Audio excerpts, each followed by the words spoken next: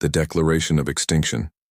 The massive warship emerged from hyperspace like a predator breaking through dark water, its hull gleaming with the menace of 1,000 conquered worlds. The Chrython vessel stretched 15 kilometers from bow to stern, a testament to the species that had ruled the Orion Arm for 3 millennia. Today, they had come to add one more world to their collection of subjugated planets. Commander Sarah Chen stood on the observation deck of Lunar Station Alpha, watching the alien behemoth position itself just beyond the moon's orbit.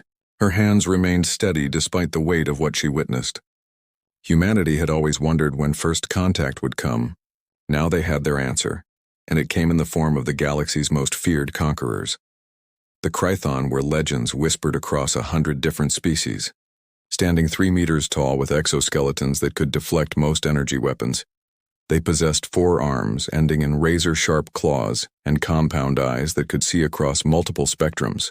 Their technology surpassed anything humanity had developed by centuries. They had never lost a war, never shown mercy, and never accepted anything less than total submission. Supreme Overlord Vexhar materialized on every screen across Earth simultaneously. His chitinous face resembled a nightmare fusion of mantis and dragon.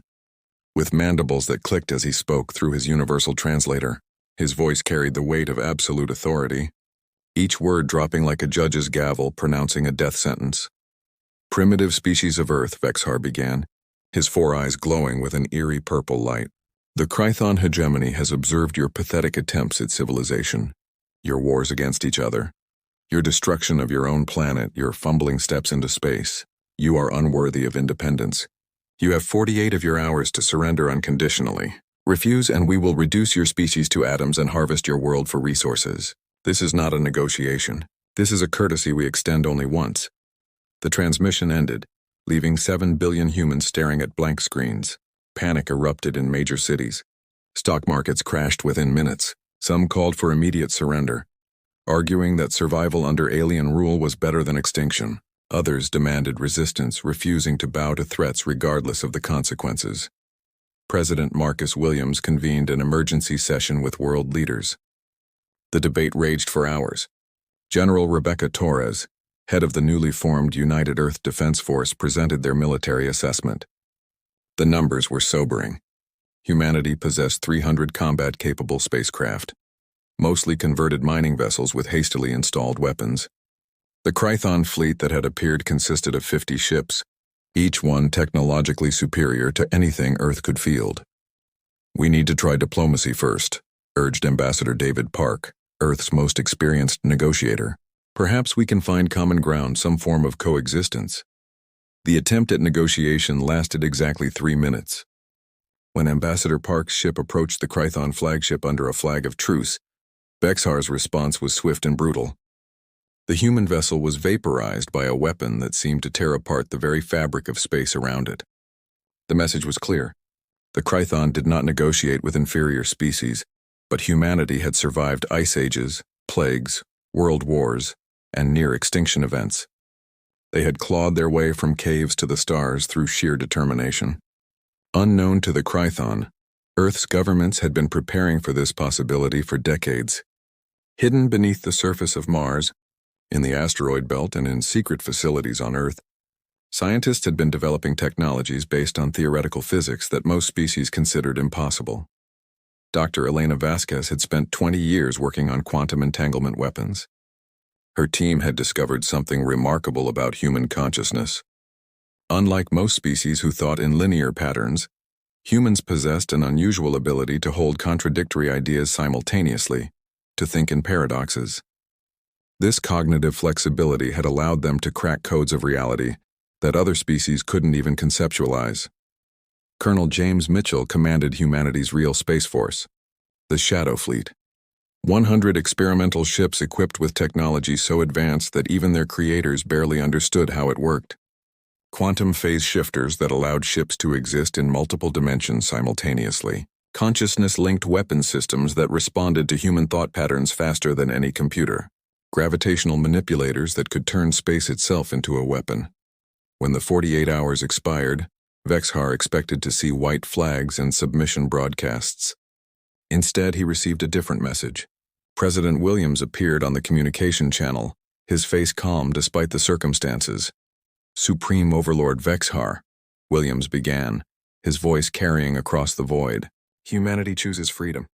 We will not kneel. We will not surrender. You have threatened the wrong species. We are the children of Earth, forged in chaos, tempered by adversity. We have a saying here: the harder you push us, the harder we push back. You're about to learn what that means." Vexhar's laughter sounded like breaking glass. "Foolish primitives. You seal your own fate. All ships begin the extinction protocol. Leave no human alive." The Krython fleet moved forward with the precision of a military machine that had conquered countless worlds. Their energy weapons charged, preparing to rain destruction upon Earth's cities. But as they crossed the orbit of the moon, space itself seemed to ripple around them. The Shadow Fleet materialized from quantum space like ghosts becoming solid. Colonel Mitchell's ship, the Phoenix Rising, appeared directly in the path of the Krython flagship. Before Vexhar could process what was happening, the human vessels opened fire with weapons that defied conventional physics. Quantum torpedoes that existed in multiple timelines simultaneously struck Krython shields from past, present, and future, all at once. The shields, designed to stop energy and kinetic weapons, couldn't comprehend attacks that technically hadn't happened yet, but also had already occurred. Gravitational weapons compressed space around Krython ships, creating micro-black holes that tore through their hulls like paper. The Krython fought back with the fury of a species that had never known defeat. Energy beams that could split moons lashed out at the human ships. But the Shadow Fleet danced through dimensions, appearing and disappearing like mirages. When a human ship was hit, it would phase out of reality, repair itself in quantum space, and return to the battle seconds later. Captain Lisa Anderson commanded the stealth cruiser Ghostwalker. Her ship's specialty was consciousness warfare, using technology derived from human neural networks. Her crew could project thoughts directly into Krython minds. For a species that prided itself on mental discipline, the chaos of human consciousness was overwhelming. Krython warriors found themselves bombarded with human memories, emotions, dreams, and nightmares all at once. Some went mad, others simply shut down, unable to process the beautiful chaos of human thought. The battle raged for 6 hours. The Krython, despite their shock at human capabilities, adapted quickly. They began to coordinate their attacks, focusing fire on single human ships to prevent them from phase shifting. They deployed gravity anchors to stabilize space and prevent dimensional manipulation. For every advantage humanity demonstrated, the Krython found a counter. But humans had one advantage the Krython could never match. They thrived in chaos. While the Krython fought with 3,000 years of rigid doctrine, humans improvised, adapted, and evolved their tactics in real time. When the Krython adapted to one strategy, humans had already moved on to 3 others. Lieutenant Marcus Taylor, piloting a small fighter, did something no sane pilot would attempt. He flew his ship directly into the Krython flagship's hangar bay, phase shifting through their shields at the last second. Once inside, he didn't attack with weapons. Instead, he activated his ship's consciousness broadcaster at full power, flooding the entire vessel with the collected thoughts and emotions of Earth's 7 billion inhabitants. The Krython crew collapsed, overwhelmed by the sheer diversity and intensity of human experience. As the Krython flagship drifted powerless in space, Supreme Overlord Vexhar realized something that shook him to his core. These humans weren't primitive. They weren't inferior. They were something the galaxy had never seen before. A species that had weaponized chaos itself, that had turned their greatest perceived weakness, their emotional and mental instability, into their greatest strength. The unexpected surrender. The news of the battle at Earth spread through the galaxy faster than light itself. The Krython hegemony, undefeated for 3 millennia, had been stopped by a species that had only achieved faster than light travel within the last century. But Vexhar was not ready to accept defeat. He called upon the full might of the hegemony, summoning 500 warships from across their empire. Admiral Catherine Foster knew humanity couldn't win a war of attrition. The Shadow Fleet had surprised the Krython once, but the element of surprise was gone. She proposed something audacious, something so insane that it could only have come from a human mind. Instead of defending Earth, humanity would go on the offensive. The quantum phase technology that allowed human ships to slip between dimensions had another application. Dr. Vasquez had discovered they could create stable wormholes, not just for travel, but for something far more ambitious. They could link human consciousness across vast distances, creating a neural network that spanned light years. 3 weeks after the first battle, Krython reinforcements arrived to find Earth seemingly defenseless. The Shadow Fleet was gone. Earth's defensive platforms powered down. Vexhar, suspicious of the apparent surrender, sent scout ships to investigate. They found Earth's cities continuing their daily routines as if an alien armada wasn't hovering above them. What Vexhar didn't know was that humanity had done something unprecedented. Every human on Earth, all 7 billion, had volunteered to join the consciousness network. Their minds, while still individual, could now act as one when needed. And through the quantum entanglement fields, this network extended to the 100 Shadow Fleet ships now positioned throughout Krython space. The attack came not as an invasion, but as an awakening. Human ships appeared simultaneously above all 43 Krython core worlds. But instead of opening fire with weapons, they broadcast something far more powerful. They shared humanity's story. Every triumph and tragedy, every act of love and sacrifice, every moment of joy and sorrow from human history flowed into Krython minds. The Krython had conquered through fear and force for so long they had forgotten what it meant to feel. Their society had become rigid, emotionless, focused solely on efficiency and dominance. The flood of human experience cracked their psychological armor like ice in spring. Krython citizens who hadn't felt emotion in centuries suddenly experienced the full spectrum of human feeling. On the Krython homeworld of Vex Prime, General Cardon watched in amazement as his soldiers began to weep. Not from pain or fear, but from beauty. They were seeing art for the first time, hearing music that touched something deep in their souls, experiencing love and compassion that their society had suppressed for millennia. Vexhar ordered his forces to attack the human ships, but something extraordinary happened. His own warriors refused, not out of cowardice or rebellion, but out of understanding. They had felt what it meant to be human, to struggle and survive not through domination, but through cooperation, creativity, and hope. They couldn't bring themselves to destroy something so beautifully chaotic and wonderfully alive. Colonel Mitchell's voice echoed across Krython space, not as a conqueror, but as an invitation. We don't want to destroy you. We want to show you another way. You've spent 3,000 years taking. We're offering you the chance to create. You've ruled through fear. We're showing you how to lead through inspiration. This is humanity's gift to the galaxy. The rebellion against the old ways started slowly. Young Krython, who had been touched by human consciousness, began to create art, scratching patterns in metal that resembled Earth's paintings. Scientists who had only developed weapons started exploring technologies to improve life, rather than end it.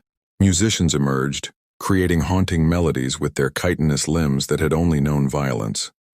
Vexhar retreated to his flagship, gathering the most loyal of his old guard. They would make one last stand, one final attempt to crush these humans who had infected his empire with their chaos. He assembled 200 ships crewed by warriors who had resisted the consciousness broadcast, protecting their minds through sheer force of will. The final battle took place in the empty space between stars, a void so dark that only the ship's lights pierced the blackness. But this time humanity didn't fight alone. Krython ships that had embraced the new way joined them, standing against their own kind for the first time in their history. Captain Sarah Chen, promoted to admiral after the first battle, commanded the combined fleet. She had learned something crucial about the Krython. Beneath their armor and aggression, they were a species in pain, trapped by their own success in a cycle of violence they couldn't escape. Humanity's chaos hadn't weakened them. It had freed them. The battle was fierce but brief. Vexhar's forces fought with the desperate fury of those who see their world ending. But they were outnumbered now, not just by ships, but by ideas. When Krython fought Krython, brother against brother, the old guard realized their time had passed. In the end, it wasn't weapons that defeated Vexhar. It was his own daughter, Zaravel, who had been among the first touched by human consciousness. She boarded his flagship not as a warrior, but as a daughter, sharing with him memories she had suppressed for centuries. Memories of when the Krython had been explorers and builders before fear of others had turned them into conquerors. The moment that changed galactic history came when Vexhar, supreme overlord of the Krython hegemony, knelt. Not in defeat, but in understanding. He had seen through human eyes what his species had become and what they could be again. The armor of 3,000 years of dominance cracked, and for the first time in millennia, A Chrython leader wept. "Forgive us," Vexhar transmitted to Earth, his voice breaking with emotion that his species had forgotten how to express. "We came to destroy you because we feared what we didn't understand. You have shown us that strength doesn't come from dominance but from diversity. That chaos isn't weakness but the source of all creativity. We kneel not as conquered but as students. Teach us to be more than what we were." The image was broadcast across the galaxy, the mighty Chrython, terror of 1,000 worlds, kneeling before humanity. But humanity didn't accept them as subjects. President Williams' response echoed through space with warmth and welcome. "Stand up, friends. We don't want subjects or slaves. We want partners, allies, fellow travelers on this journey through the cosmos. You brought weapons. We answered with art. You brought domination. We offered liberation. Together we can build something neither of our species could achieve alone." The transformation of the galaxy didn't happen overnight. There were Chrython who resisted change, and humans who wanted revenge for the attempted extinction. But slowly, steadily, something new emerged. The Chrython hegemony became the galactic cooperative, with humans and Chrython working side by side. Chrython's strength and human creativity proved to be a powerful combination. They built cities that were both fortresses and art galleries, ships that could wage war or host symphonies. Other species, long oppressed by the hegemony, found themselves free for the first time in centuries. And at the center of it all was Earth, the small blue planet that had done the impossible. Years later, historians would struggle to explain how humanity had won a war without truly fighting it, how they had conquered conquerors through compassion. The answer lay in something uniquely human. While other species evolved through selection of the fittest, humanity had evolved through cooperation of the diverse. Their chaos wasn't a bug in their programming. It was the feature that allowed them to adapt, create, and inspire. The species that had vowed humanity's destruction now stood as their greatest allies, not through force or fear, but through the simple act of sharing what it meant to be alive, to feel, to dream. The galaxy learned that humanity's greatest weapon wasn't their technology or strategy. It was their ability to look at an enemy and see a friend waiting to be discovered. And in the halls of the Galactic Council, where once the Chrython had ruled through fear, a new phrase became common, spoken in a mixture of awe and affection. Never underestimate the humans. They'll either find a way or make one, and somehow convince you it was your idea all along. The stars had new shepherds now, not conquerors or rulers, but guides showing the way toward a future where diversity was strength, chaos was creativity, and the only thing that knelt was pride before the altar of possibility.